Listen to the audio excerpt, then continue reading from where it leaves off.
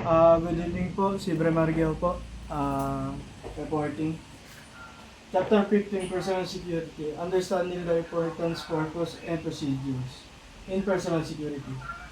What is personal security? Personal security includes all measurement to prevent unsuitable or disloyal individuals from gaining access to classified matters. Ito naman po yung mga hindi loyal na employee na hindi makukuha yung classified, yung mga sekreto niyo sa company, mga ganyan. Tapos, it prevents appointment, employment, or retention of such individuals in government, military, or police service. Ito naman yung bago po mangyari, i-ano po natin yung mga background check nila kung bagay ba sa mga ganyan para hindi sila mag-stay sa mga government, military, mga ganyan. Tapos, purpose of personal security. Preventing unsuitable or disloyal person from access classified information. Ay nga po yung sabi ko kaganina, ito po yung i-prevent mong mangyari, bago pa lang mangyari, iba-background check nyo po yung employee nyo kung loyal ba o disloyal, kung ano yung mga ginawa nila, mga ganyan. Tapos, ensuring integrity, loyalty, and reliability among employees. Ito naman po ang pagiging loyal nila at kung makakatulong sa kung makakatulong sa trabaho, mga ganyan, mga employee nila. Maintain security in government, military, and police nila. Ito naman po yung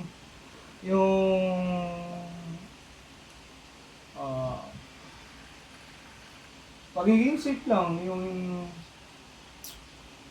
para ma-prevent natin yung mga masasamang mangyayari. Objective of personnel security. Provide standard and procedures for employment in sensitive positions. Set standards for hiring people in sensitive position.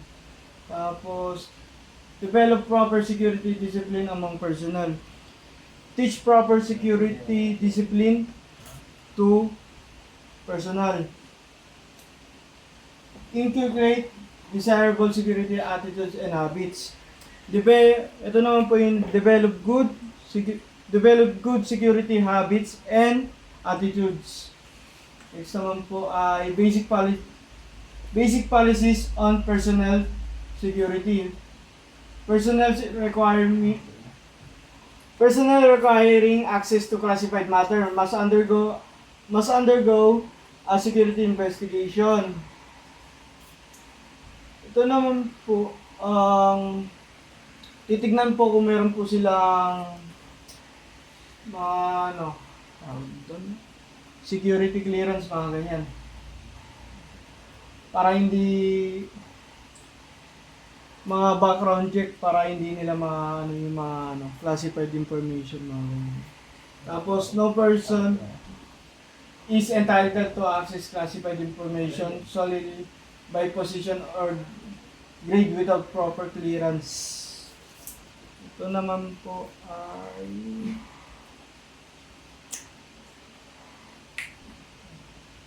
yung sinabi ko po, yung security clearance, mga ganyan. Kung wala po silang gano'n, hindi po sila pwede ma-access. What is personal security investigation? An inquiry individual's character, reputation, discretion, and loyalty to determine eligibility for security clearance. Ito naman po yung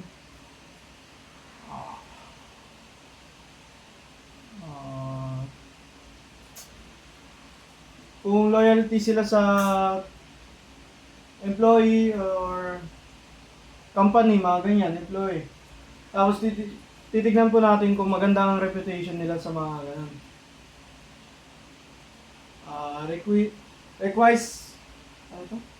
Requisites of personal security investigation. Reason for investigation, e.g. security clearance. Type of investigation, national, local, or background.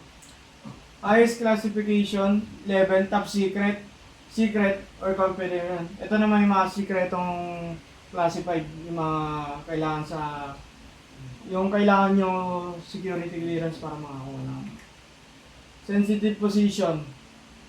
A position that could have a material adverse effect on the country politically, economic, economically, or from a security standpoint. Ito naman po yung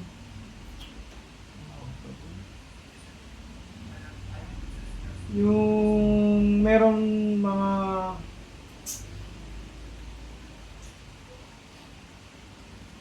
meron mga cryptographics, mga ganyan.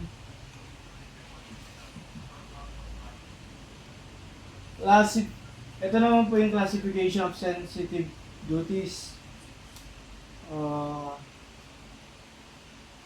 Formulation of major plans, policies, and estimates.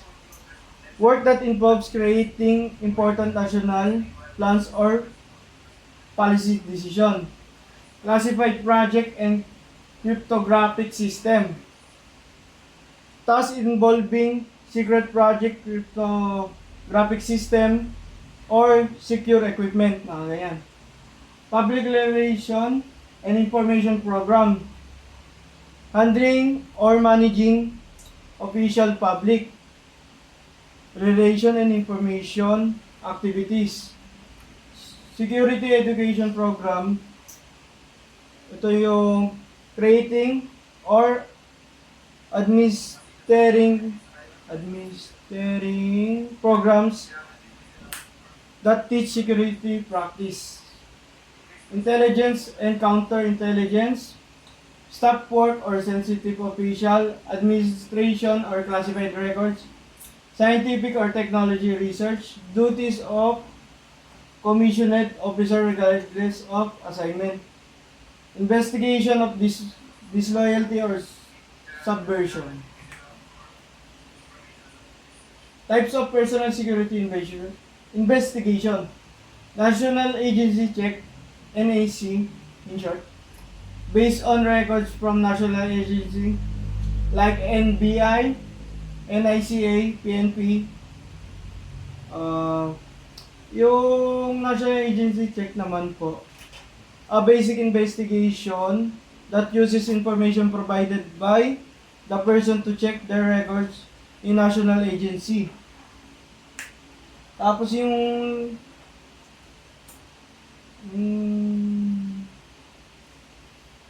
local agency check naman po, an investigation done through local government offices, employers,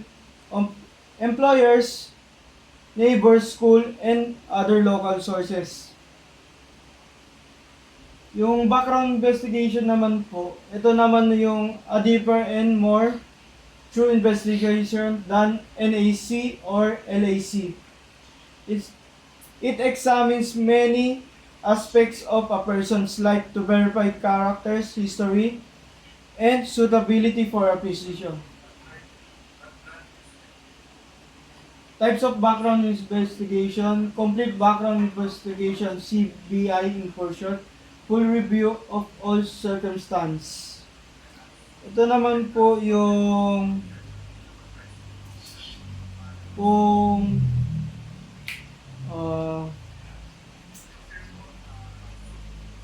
ito naman po yung all aspects of a person's life po. Tapos yung isa naman po, partial background investigation, in short, PBI. Ito naman po ay limited check, focusing only on selected areas, mga ganyan.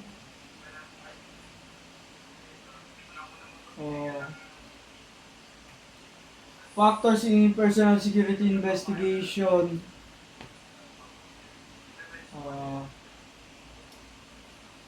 Loyalty, ito naman po yung hindi, yung tawag po dito. Ito yung faithful alliance to the government, mga ganyan. Character naman po ay overall traits that shows a person true nature. Moral, moral qualities and principles guiding a person, behavior, mga ganyan. Integrity naman po ay honesty and freedom from corruption. Discretion, ability to make wise decision and keep sensitive information secure. Reputation naman po, ito yung what others generally believe about the person. Ayun. Tapos, motives causing people to disloyal, revenge. Strong hatred or resentment po. Material gains, desire for money or values can lead a person to commit disloyal acts. Friendship po. Loyalty to a friend may cause someone to act against their country interests. Personal prestige. People who crave power or recognition may become corrupt. Ideological beliefs. If someone holds belief against their country, they are more vulnerable to influence. Reason for susceptibility to pressure. Close relatives in foreign lands, people with loved ones born abroad can be coerced through threats or mistreatment of their family members by foreign powers or subversion group. 2. Heavily investment in foreign lands. Those with significant financial interests overseas may betray their country to protect their wealth when faced with threats of loss. Yung 3 naman, jealousy. This strong emotion can be exploited by agency to manipulate individuals into disloyalty or action harmful to national interests. Weaknesses of character. People with weak or easily dominated personalities can be manipulated by subversive elements, making them unfit for sensitive position. 5 naman po, gullibility. Idealists or overly trusting individuals may be deceived and used by others for subversive purposes. Number 6 naman po, serious indebtedness. Financially desperate individuals are vulnerable to bribery or coercion, position as security risk due to their instability. Number 7 po, serious guilty episodes. Past misdeed or embarrassing incident can be exploited for blackmails, forcing cooperation with subversive activities. 8 naman po, addiction to drugs. Drugs dependence makes individuals susceptibility to manipulation as addicts may commit crimes or betrayal trust to satisfy their addiction po. At ayun lang po. Thank you.